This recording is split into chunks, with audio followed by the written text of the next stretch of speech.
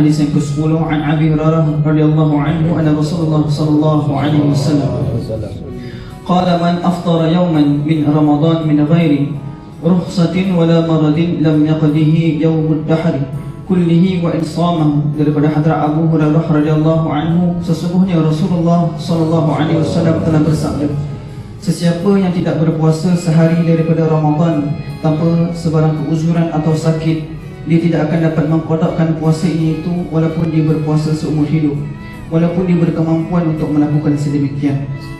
Keterangan berdasarkan hadis ini, setengah ulama antaranya termasuk Hadrat Ali radhiyallahu anhu dan lain-lain berpegang bahawa sesiapa yang meninggalkan puasa Ramadan tanpa uzur syar'i tidak mungkin dapat mengqadakkan puasanya itu walaupun dia berpuasa sepanjang hayat. Namun kebanyakan ahli fiqh berpendapat bahawa sesiapa yang langsung tidak berpuasa pada hari-hari Ramadan, maka setiap hari dapat diqadak dengan sehari berpuasa. Dan kalau seorang itu telah berpuasa tetapi kemudian berbuka tanpa sebab selain berpuasa sehari sebagai qadak, dia juga kena berpuasa 2 bulan berturut-turut sebagai kafarah, dan barulah dia terlepas daripada tanggungjawabnya. Walau bagaimanapun keberkatan dan fadilat yang terdapat dalam Ramadan tidak mungkin dapat diperolehi. Inilah maksud hadis di atas, iaitu dia tidak akan mendapat keberkatan berpuasa yang diperolehi dalam bulan Ramadan. Semua perbincangan ini adalah untuk sesiapa yang mengqadak puasa selepas Ramadan. Sekiranya seseorang itu memang tidak berpuasa langsung, sebagaimana keadaan setengah orang fasik pada zaman ini, maka tidak perlu dipersoalkan lagi tentang kesesatannya. Puasa adalah satu rukun daripada rukun-rukun Islam. Rasulullah SAW telah bersabda bahawa Islam telah diasaskan di atas 5 perkara.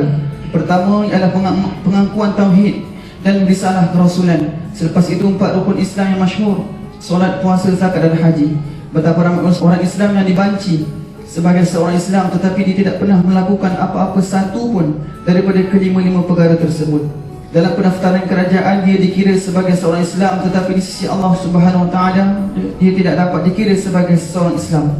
Terdapat kenyataan dalam riwayat Ibnu Abbas radhiyallahu anhu bahawa asas Islam adalah 3 perkara. Pertama, kalimah syahadah; kedua, solat; ketiga, puasa. Sesiapa sahaja meninggalkan salah satu daripada perkara-perkara tersebut, maka dia adalah kafir dan membunuhnya adalah halal. Para ulama telah mengkaitkan hadis-hadis umpama ini dengan seseorang yang menolak kefarduan amalan tersebut. Walau apapun pengertian mereka, tidak dapat dinafikan bahawa sabdaan Nabi SAW terhadap orang-orang yang seumpama itu adalah berupa sekadar keras amaran. Mereka mencuaikan perkara fardu. Perlu sangat ditakutkan kemurkaan Allah Subhanahu Wa Taala. Tiada seorang pun yang dapat lepas daripada maut. Kehidupan dan kenikmatan dunia adalah satu perkara terlalu cepat, akan luput daripada kita. Yang dapat membantu kita adalah ketaatan kepada Allah Subhanahu Wa Taala. InsyaAllah tuan-tuan, apa kita dengan taat istighfar dan mudah-mudahan kita dapat sampaikan kepada sahabat ini.